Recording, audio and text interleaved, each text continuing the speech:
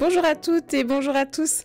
Au nom du comité de rédaction d'Église de Besançon, je vous adresse nos meilleurs vœux pour cette nouvelle année 2025. Je me réjouis de vous retrouver chaque mois pour vous présenter le sommaire de cette revue officielle de notre diocèse.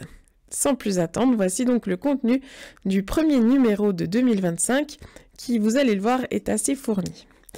En ce début d'année sainte, bien sûr, nous consacrons le dossier central au thème du jubilé, intitulé Jubilate Deo.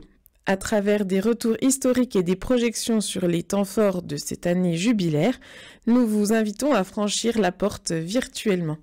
Soyons des pèlerins d'espérance, comme nous y appelle le pape François.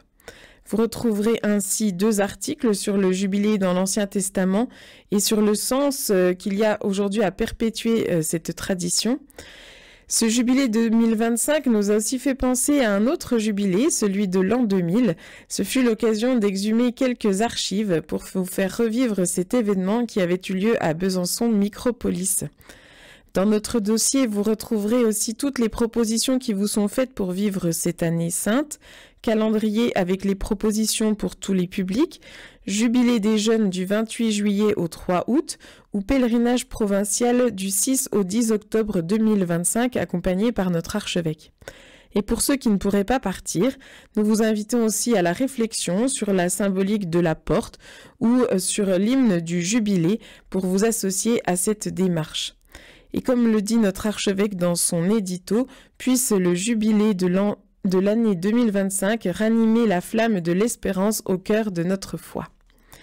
La vie du diocèse fut riche en cette année 2024 et EDB bien sûr s'en fait l'écho.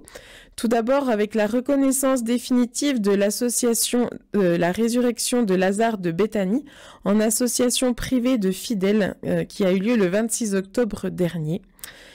Il y a eu aussi les 60 ans du foyer Sainte-Anne qui ont été célébrés début novembre et nous avons décidé de publier le discours très intéressant et audacieux du président de l'association de gestion du foyer, Yves-Marie Vipré, que vous pourrez lire donc en intégralité dans ce numéro. Bien sûr, en décembre, nous ne pouvions passer à côté de la fête du diocèse, qui cette année était sur le thème de la prière et qui a eu lieu au centre diocésain et à la cathédrale Saint-Jean-Saint-Étienne le samedi 7 décembre. À cette occasion, notre archevêque avait publié une lettre pastorale baptisée En avant, que nous vous avons remis dans le numéro pour ceux qui ne l'auraient pas eu. D'autres retours en images avec la journée de formation annuelle des prêtres, diacres, laïcs en mission ecclésiale et délégués pastoraux sur le thème du diaconat. Également la première édition de la soirée Venez, voyez, donnez qui s'est tenue au centre diocésain le 28 novembre et comment expérimenter la joie du don. Et bien sûr, nous n'avons pas oublié les portes ouvertes de votre radio préférée RCF qui ont eu lieu le 23 novembre en clôture de la semaine du Radiodon.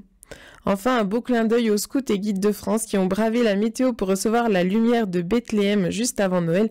Et vous le verrez, les photos ne pardonnent pas. Projetons-nous un petit peu dans l'avenir maintenant avec une belle proposition, la Saint-Valentin autrement. En effet, l'initiative se multiplie, elle était partie de Quingey et maintenant elle a lieu dans divers endroits du diocèse, dans les doyennés de Besançon, de la Plaine de Gré, de la Vallée du Doubs, du doyenné de Luxeuil. C'est l'occasion de prendre une véritable pause pour se retrouver à deux. Je vous laisse donc lire l'article de Thérèse Garnier, responsable de la pastorale des familles. Dans ce premier numéro, nous sommes également allés chez vous pour vous présenter une magnifique initiative d'évangélisation qui a eu lieu durant tout l'Avent. Le doyenné des plateaux de Vesoul, à l'instigation de son doyen, l'abbé Franck Ruffio, a publié un livret recensant toutes les propositions de Noël et de l'Avent, créant ainsi une véritable émulation autour d'événements forts qui redonnent du sens à l'attente et à la fête de Noël.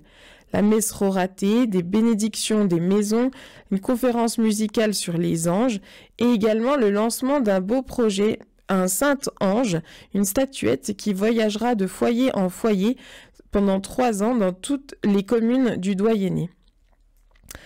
Enfin, peut-être certains l'ignorent, et c'est pour cela que nous les avons mis en lumière, il existe un service d'archives historiques du diocèse qui est ouvert à tous.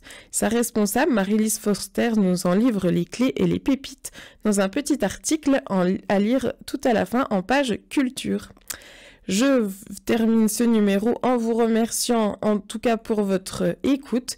J'espère que certains auront eu envie de s'abonner. En tout cas, rendez-vous sur le site du diocèse www.diocèse-besançon.fr. Vous pouvez cliquer sur l'onglet à droite Revue diocésaine. Je vous dis au mois prochain.